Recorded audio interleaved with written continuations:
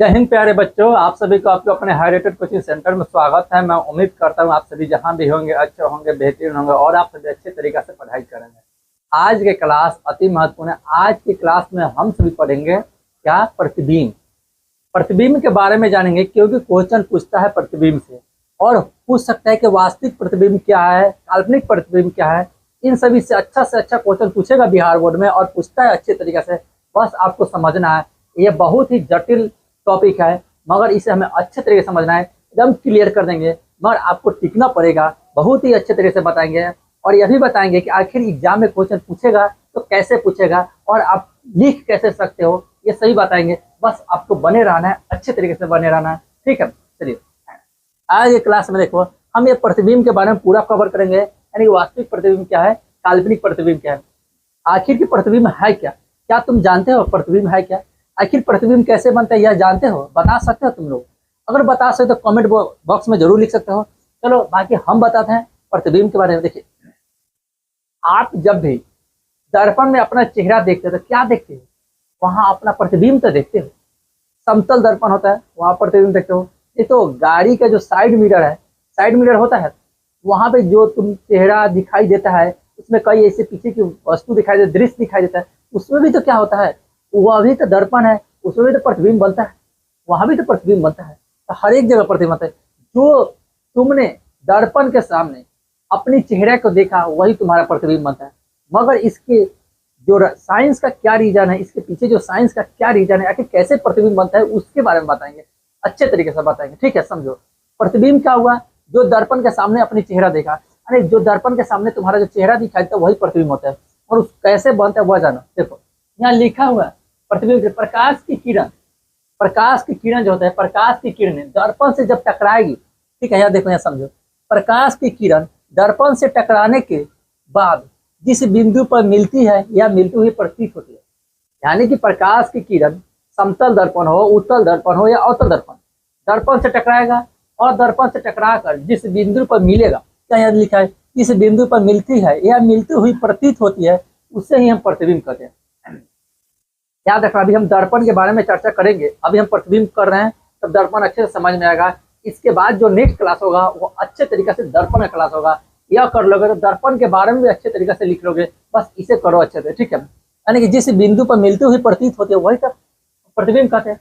एक बार अच्छे से समझो। देखो, प्रकाश स्रोत से आएगा प्रकाश की किरण, दर्पण से टकराएगा, टकराने के बाद जिस बिंदु पर मिलेगा वो मिलता हुआ जो प्रतीत होगा उसी को हम क्या कहते हैं, प्रतिबिंब कहते हैं। अच्छे तरीके से डिफिनेशन तुम बोल सकते हो, याद कर सकते हो, बस कोई ज्यादा टॉप नहीं है, बस सिंपल डिफिनेशन है, अच्छा डिफिनेशन है, बस इसी को रट लो, एग्जाम में लिख देना, काम हो जाएगा। इसे चित्र के अनुसार समझो। देखो यह हमारा चित्र है, यह बता सकते यह कौन सा दर्पण है, यह बता सकते यह जो दर्पण है कौन सा दर्पण है, तो यह जरूर तुम लोग बता सकते यह दर्पण जो है हमारा अवतल दर्पण है। यही देखो यहाँ क्या है, यह हमारा उत्तल दर्पण है। देखो यह प्रकाश की किरण है, देख रहे यह प्रकाश की हमारा किरण है, प्रकाश की किरण आ रहा है, आने के बाद कहा यह दर्पण से टकरा कर क्या मिल रहा है, दर्पण से टकरा के यहाँ मिल रहा है, दर्पण से टकरा के यहाँ जा रहा है, फोकस पे मिल रहा है। आखिर जो फोकस क्या है, उसके बाद वक्रता केंद्र क्या है, वह सभी के बारे में बताएंगे नेक्स्ट क्लास में। बस पहले इससे समझ लेते हैं प्रतिबिंब के बारे में। प्रतिबिंब के बारे में बनाने के लिए हम चित्र बनाए हैं। या प्रतिबिंब समझ लोगे तो आगे चल के हम जो भी होगा, फोकस दूरी क्या होता है, फोकस क्या होता है, उसके बाद दर्पण के बाद हमारे पास या दर्पण के बारे में चर्चा करना, सभी चीज के बारे में चर्चा करें। ठीक, यहाँ ध्यान दें, यह जो आ रहा है प्रकाश की किरणें और दर्पण से टकराकर फोकस पर मिला है, प्रकाश आ रहा है और दर्पण से टकरा के फोकस में जाए, जहां मिलेगा या मिलता हुआ प्रतीत होगा, एक या एक से अधिक जो भी प्रकाश की किरणें मिलेगी, मिलता हुआ प्रतीत होगा, वही हमारा क्या होता है वही हमारा वह बिंदु को हम क्या कहते हैं, प्रतिबिंब कहते हैं। ठीक, अब आइए, अब यहाँ से आगे चलेंगे। आगे चलने के बाद देखो ये हमारा अवतल दर्पण में बता दिए, उत्तल दर्पण एकदम चर्चा कर लेते हैं। उत्तल दर्पण में देखो वही क्रिया हो रहा है, जब प्रधान अक्ष के समानांतर आएगा, जब प्रधान अक्ष के समानांतर, यहाँ भी देखो ये प्रधान अक्ष के समानांतर, समानांतर का मतलब है समान दूरी, ऐसे एक दूसरे कभी एक दूसरे से मिलेगा नहीं ना, दूर हटेगा, समान तरीके से गुजरेगा, वह समानांतर। प्रधान अक्ष के समानांतर यह भी गुजर रहा है, प्रधान अक्ष के समानांतर यह भी गुजर है। देखो प्रधान अक्ष के समानांतर गुजर रहा है, क्या हो रहा है कि यह हमें क्या हो रहा है कि कभी फोकस में मिलेगा नहीं, यह टकरा के देखो दूर जा रहा है, यह हमें कब फैलता जा रहा है। यह आएगा प्रकाश की किरण, ठीक है, दर्पण से टकरा के दूर चला, यह आएगा दर्पण से टकरा कर दूर चलेगा, तो मिलेगा नहीं, तो हमें कब मिलाना पड़ेगा, मिलाना पड़ेगा नहीं, ये पीछे की ओर मिलाना पड़ेगा। दर्पण के पीछे जो मिल रहा है यह हमारा फोकस मिलेगा। कब फोकस मिलता है, जब प्रधान अक्ष के समानांतर किरण होती है, जब प्रकाश अक्ष के समानांतर, प्रधान अक्ष के समानांतर जब किरण होती है तभी जाके हमें फोकस पर मिलती है। ठीक है, तो इसे अच्छे से समझिए, जहां मिलती है या मिलती हुई प्रतीत होती है उस बिंदु को ही हम प्रतिबिंब कहते हैं। मुझे उम्मीद है कि आप सभी को अच्छे तरीके से यह समझ में आ गया होगा कि प्रतिबिंब किसे कहते हैं। अब देखो हम समझा रहे हैं, आखिर प्रतिबिंब जो है, समतल दर्पण में आपने प्रतिबिंब देखा, वो प्रतिबिंब कैसा देखा? समतल दर्पण जो प्रतिबिंब देखा वह काल्पनिक देखा। वास्तविक प्रतिबिंब जो होता है दर्पण के सामने बनता है, काल्पनिक प्रतिबिंब जो होता है दर्पण के पीछे बनता है। याद रखिएगा, ठीक। अब समझिए, यह बता दिए दर्पण यहाँ प्रतिबिंब है। प्रतिबिंब के प्रकार पूछ सकते हैं, प्रतिबिंब के प्रकार कितने हैं? तो देखो, एक है का वास्तविक प्रतिबिंब, एक काल्पनिक प्रतिबिंब। मतलब प्रतिबिंब के प्रकार दो। कितने हुआ? दो। एक हमारा काल्पनिक है या वास्तविक है। जानेंगे वास्तविक प्रतिबिंब क्या है, काल्पनिक प्रतिबिंब क्या है। सुनो, हम समझा रहे हैं अच्छे तरीके से। यह वास्तविक प्रतिबिंब के बारे में पूरा लिखा हुआ है और काल्पनिक हो सकता है एग्जाम में पूछ सकता है वास्तविक और काल्पनिक प्रतिबिंब के अंतर लिखे। आपको यही लिख देना है, आप यही लिख दोगे, आपको नंबर अच्छे तरीके से मिलता है। एग्जाम में आएगा वास्तविक तथा काल्पनिक प्रतिबिंब में अंतर लिखे तो आपको यह अच्छे तरीके से लिख देंगे, आपको नंबर पूरा मिलेगा।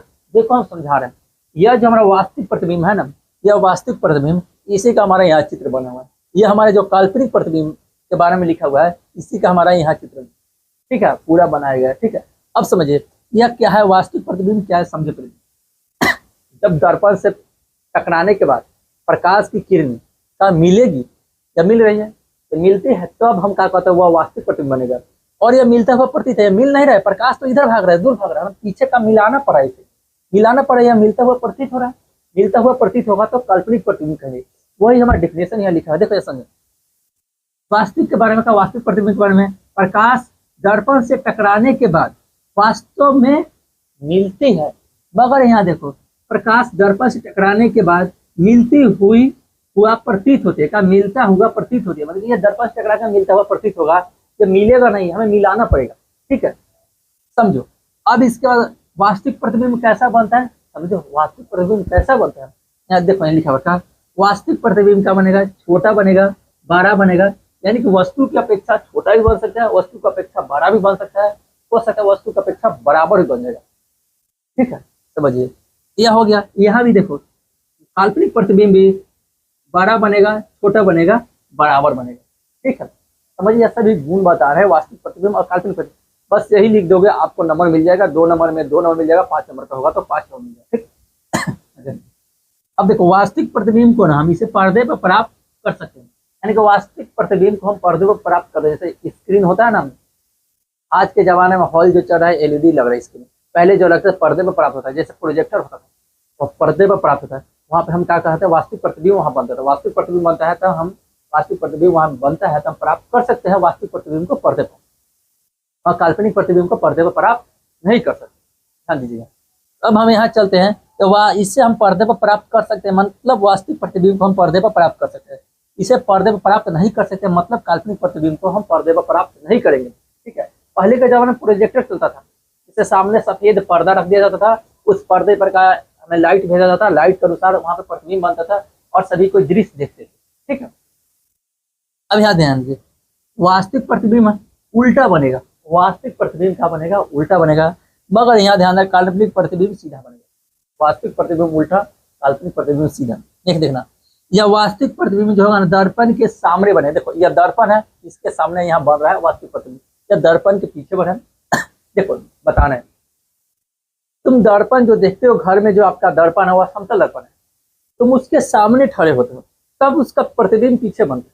ठीक है, तो वही दर्पण के सामने बनेगा, जब प्रतिबिंब दर्पण के सामने बनेगा तो वो वास्तविक हो जाएगा, दर्पण के पीछे बनेगा तो काल्पनिक। देखो जब बाहरी से कलई किया है, या बाहरी से कलई किया है, अंदर हमारा परिवर्तक करता है, इसमें क्या है, या देखो या अंदर जो है ना घासा हुआ जो है वहाँ कलई किया है, इधर का जो हमारा परिवर्तक है।